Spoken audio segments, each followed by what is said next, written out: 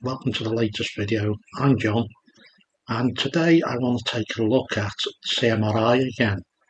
Now, for the last few months I have been looking at CBus and LCC for being able to change the turn open and close positions, and I've been trying to think, how could I do this using CMRI? So yesterday I thought, well, I'd take a start and see what I can do. And I think I've now got a reasonable solution that I will share with you. It's still a work in progress, but on the test bench, I'm happy with what I'm seeing. So in the past, I've been using this example you can find on GitHub, and this has been working well for me. The only issue I say with this program is, yes, you can change the servo open and close positions here within the sketch, but this I want to be able to do on the fly without unplugging the Nano, having to change the sketch, upload it again, recompile it, insert it back on my layout, and then we'd be working again. Now, it's only occasionally I need to alter these figures, but it's a nice feature to have. So I've created this GitHub repository called CMRI Servo Node V1A. So here is the code here. And as I say, this is a work in progress and has got very little in the way of commenting. It's a bit complex for me to go through at this stage with you, but if there's interest, I will break it down and make another video explaining it all. So to be able to do what I want, I've created this basic panel here.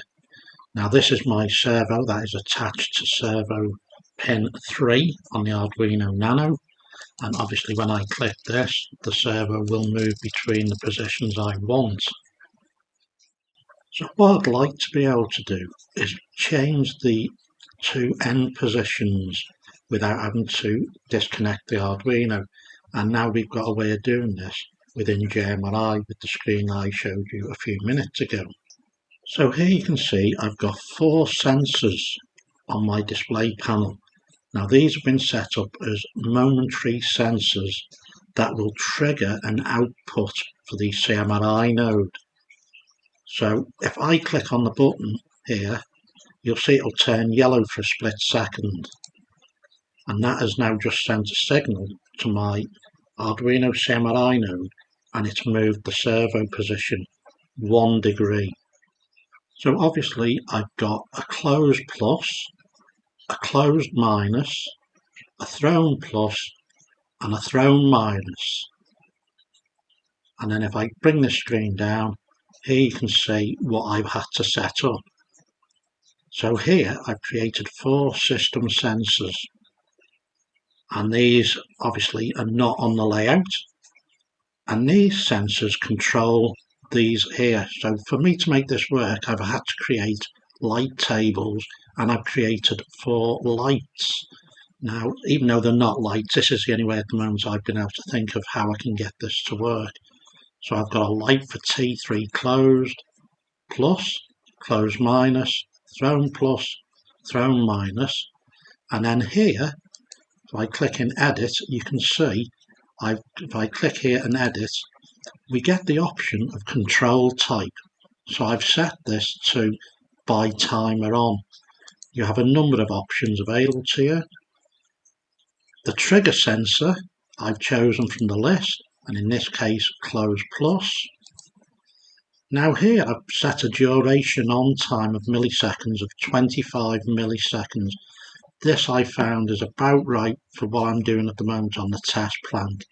So I'll just click date, click cancel because I don't want to change it. So basically when I click on that sensor, you are seeing then this would become active. That would then turn the light on for a split second of 25 milliseconds, which seems enough to be able to trigger and move the servo. So in this example within the sketch, I am using the Auto 485 library as well as the CMRI library, which you would need to download from the relevant sites and then install them into the Arduino IDE. I'm also using the EEPROM to store the variables for the open and close position. Now, again, at the moment, I'm not going to go into too much detail. Normally on my layout, I don't have to use pin 2 because I use a different module than most other people. But at the moment, I'm making this available for people who are using it where you have to use pin 2 as the interrupt, and I've given it an address of 3. This bit here just basically goes into setting the EEPROM up. As I say, I'm not going to go into much detail.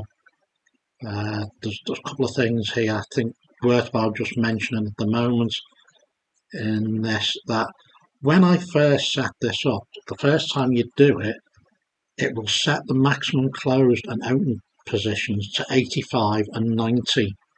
You will then be able to override that to a maximum of 60 degrees and 140. And I felt that was a good feature to put in. And then that's about it really. Obviously, if you've got it connected, and I've got one connected up now, so if you connect to the serial monitor, what you'll see when you first install it. Now at the moment, obviously I'm playing with this, so it's already altered my EEPROM figures. Now this is the nice feature about it, but here you'll see it's giving you the information so you know what version you're working with. The EEPROM settings, so the turnout close position at the moment is set to 125, the thrown position 67, the speed at the moment is set to 10, and the start and mid position will be 96. Now when you get the code and the first time you use it, it should be set to 90, which allows you then to set up your servo underneath your board or above your board to start off from. The speed, if you wanted to change it, you could. And this is up here somewhere. Just bear with me a second while I find it. So here, line 65, you can change the speed here. At the moment I've got it set to 10. You can set that to whatever value you like. I wouldn't go too high with it. Anyway, that's as far as I'm going to go into this sketch.